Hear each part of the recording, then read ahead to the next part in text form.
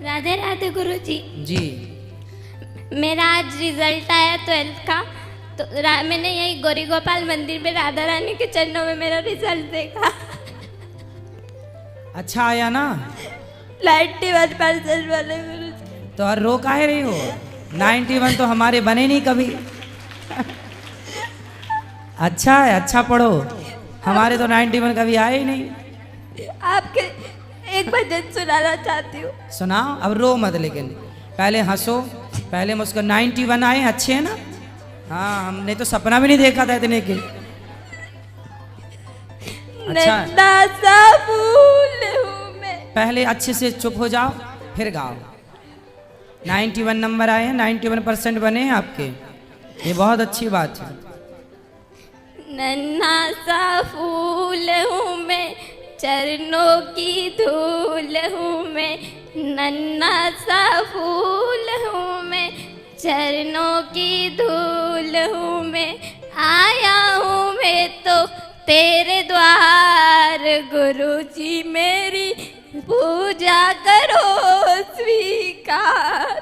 गुरुजी मेरी पूजा करो स्वीकार। मैं तो निर्गुणिया हूँ, बस इतनी बात है। मेरे जीवन की डोरी अब तेरे हाथ है।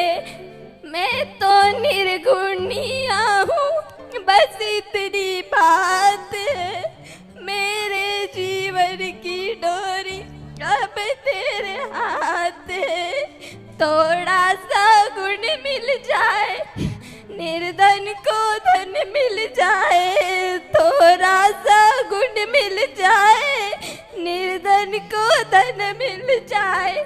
मानो तुम्हारा उपकार, गुरुजी मेरी पूजा करो स्वीकार। बहुत सुंदर। गुरुजी मेरी। हमारे गांव में तो लड़के फेल हो जाते हैं तो इतना नहीं रोते जितना आप 91% में रो रही हो। हमारे यहाँ तो लड़के रोते ही नहीं है, फेल हो गए फिर भी नहीं रो रहे हैं।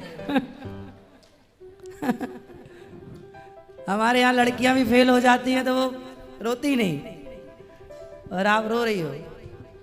श्रीमन नारायण गुरुजी, आपके जी। चरणों में कोटि कोटि प्रणाम। खुश रहिए। बहुत देर से मेरा माइंड में क्वेश्चन आ रहा था कि आपकी सूरत देख के तो ऐसी कन्हैया की सूरत ही दिख जाती है आपके चेहरे में।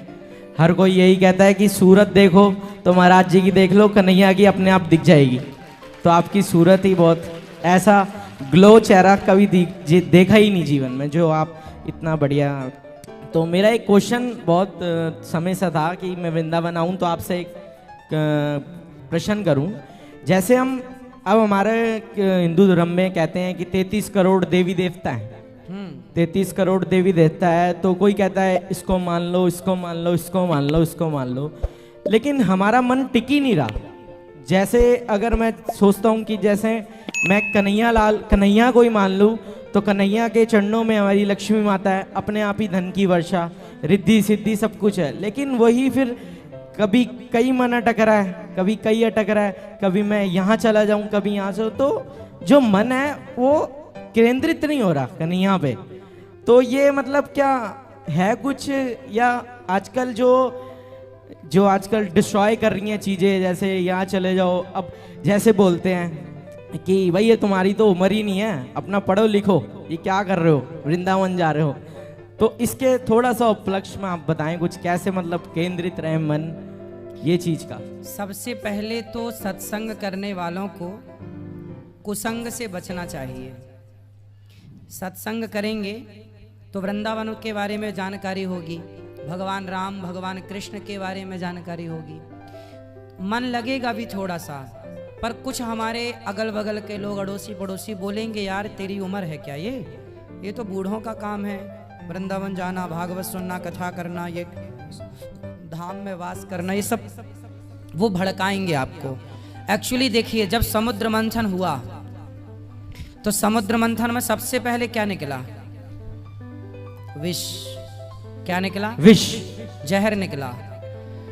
जब भी आप कोई भी कार्य कीजिए, चाहे बिजनेस करके सफलता पाइए, चाहे आप भक्ति के पथ पर चलकर सफलता पाइए, जो भी आप आगे बढ़ने के लिए कदम बढ़ाएंगे तो सबसे पहले समाज आपको क्या देगी? विष मीन्स जहर। आपको कहेगी कि आप तो ये कर ही नहीं सकते, आपसे तो होगा ही नहीं। चुनौती आपके सामने आएंगी, आपको गलत ठहराया जाएगा, आप पर आरोप प्रत्यारोप लगाए जाएंगे, जैसे माता सीता पर कलंक लगाया गया। बिल्कुल सही। ये पहली सीढ़ी है। यदि आप पर आरोप प्रत्यारोप लग रहे हैं मतलब आप ठीक चल रहे हैं, उंगलियां उठ रही हैं मतलब आप ठीक चल रहे हैं। जब पहली बार मंथन हुआ तो जहर निकला। जब पहला पांव रखेंगे आप धर्म के लिए, अच्छे कार्य के लिए, पहली बार में समाज का जहर मिलेगा। फिर भी जब समुद्र मंथन अखंड कंटिन्यू रहा, निरंतर रहा, तो फिर अंत में क्या निकला? अमृत। अमृत क्या निकला? अमृत। अमृत निकलता है आखिरी में, और हम विचलित कहाँ हो जाते हैं? फर्स्ट में। इसलिए फर्स्ट में जब समाज का जहर मिले आपको, उस समय संयम बना के रखो, उस समय मन प्रभु में जोड़ के रखो, उस समय अपने मन को साध के रखो, कंट्रोल में रखो। जैसे मंदारी के इशारों पर बंदर नाचता है कि नहीं? बिल्कुल। हाँ या ना? बिल्कुल। तो मंदारी के इशारों पर बंदर नाचता है तो बंदर को प्रैक्टिस तो कराया ही होगा ना मंदारी ने। बिल्कुल। ऐसे ही जैसे करने वाले ने बंदर को वश में कर लिया मंदारी ने, तो आप भी चाहें तो अपने मन को वश में कर सकते हैं, और पॉसिबल है, कर सकते हैं आप। पर समाज के इस जहर से आप प्रभावित ना हो, चलने दीजिए। आपका आत्मचिंतन, आत्ममंथन भक्ति की धारा में बहते चलिएगा। समुद्र मंथन में आखिरी में ही अमृत निकला है। मीरा को भी सारी जिंदगी के लड़कपन जवानी बिताने के बाद आखिरी चरण में जाकर कृष्ण का साक्षात्कार हुआ है मीरा को। तो ये राह ऐसी है कि यहाँ आप चलते जाइए एक विश्वास के भरोसे बस। बहुत बहुत धन्यवाद, आपने प्रेरणा दी। बहुत बहुत धन्यवाद। खुश रहिए, खुश रहिए।